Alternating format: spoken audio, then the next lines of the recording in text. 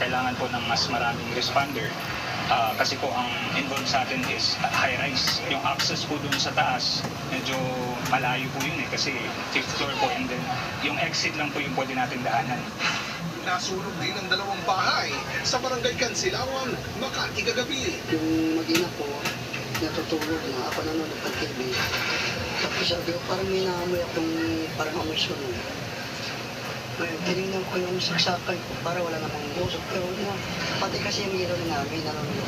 Nakita ko lang sa alino nung liwanag dito, parang may usok. Ang ganda no? Baba ka sa baba, sakto nga pagbukas ko ng pinto, malaki din ako sa baba.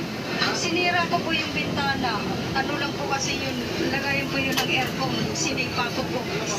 Sabay ganun, pero malakas ang usok. Sabi ko, ayaw ko pang mamatay. Walang naisabang gamit ang mga residente, pero ang mahalagaan nila, buo at ligtas ang pamilya. Para sa GMA Integrated News, Oscar Oida, nakatutok, 24 oras.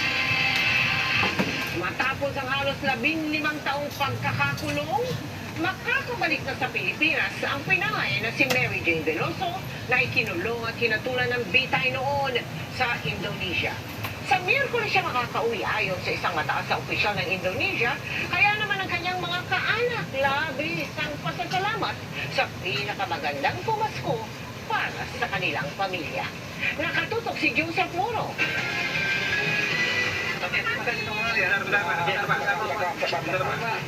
Isang nakangiti at punong-puno ng pag-asa na Mary Jane Veloso na silayan ng publiko nang ilabas siya ng kulungan sa Yogyakarta Province, Indonesia kagabi.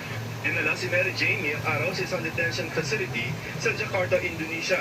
Ayon sa ulat ng Agence France Press, sinabi ng Indonesian Acting Deputy for Immigration and Corrections Coordination, madaling araw ng Miyerkules, December 18, ililipat si Mary Jane pauwi sa Pilipinas. Kinumpirma rin ito ni DFA Undersecretary Ed De Vega.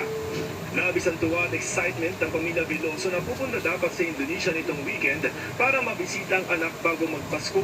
Halikan namin, ipaghanda namin yung gusto niyang pagkain na yung adobong baboy. Hindi na marunong mag-Tagalog. Yun ang kuhan ko, kaya pagkakausap po namin, Tagalog siya umpisa, pero mamaya iba na yung mga sinasabi. Hindi na pagka, maalala ko niya yun. Babaguhin na naman po niya yung salita niya.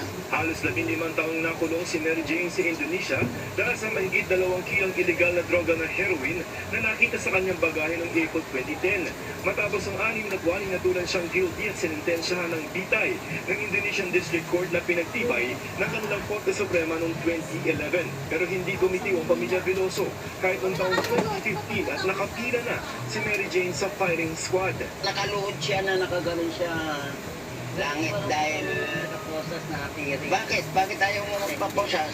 Gusto ko nakatingala ako sa langit dahil ako walang kasalanan. 2 seconds na lang tumawag si Widodo na si Mary Jane stop bago pumutok nakalayo na si Mary Jane. Pinapila ng mga administrasyong Aquino, Duterte at Marcos ang kaso ni Mary Jane. Pero sa panunungkulan ni bagong Indonesian President Prabowo, nagdesisyon ng Indonesia na pakawala ng mga preso nilang dayuhan. Kaya hiniling ni President Marcos na isama sa review ang kaso ni Mary Jane. At noong nakaraang buwan, inanunsyo ng Pangulo ang pag-uwi sa Pilipinas ni Mary Jane. December 6, pumirma ang Indonesia at Pilipinas sa kasunduan ng pagpapauwi kay Mary Jane.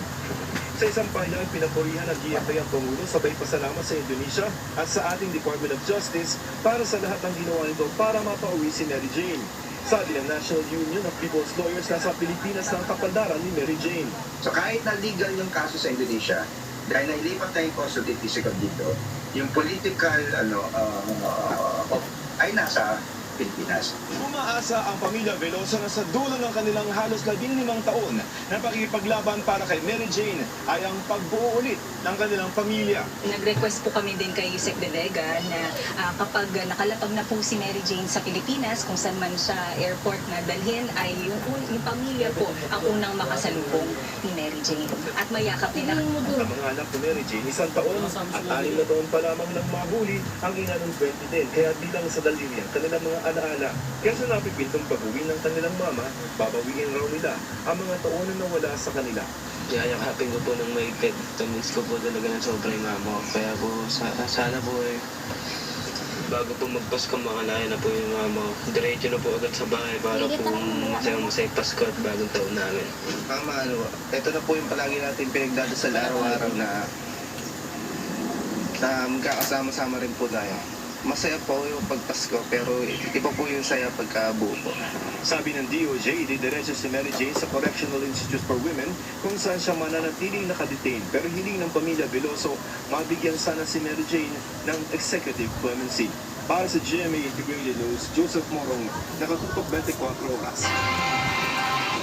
Pinasisilip ni Pangulong Bongbong Marcos ang dagdag pondo na inaprobahan ng Kongreso para sa DPWH. Sa gitna ng pagtapyas sa mahigit 11 bilyong pisong budget naman ng Department of Education para sa taong 2025. Nang komento rin ng Pangulo sa tinanggal na subsidy para sa PhilHealth. Yan ang aking tinutukan. Sa inaprobahang budget ng Bicameral Conference Committee na pinagsamang delegasyon ng Senado at Kamara, mahigit 11.5 billion pesos ang tinapya sa budget ng Department of Education. Pero ang hakbang na ito, hindi raw naayon sa direksyon ng kanyang administrasyon ayon kay Pangulong Bongbong Marcos.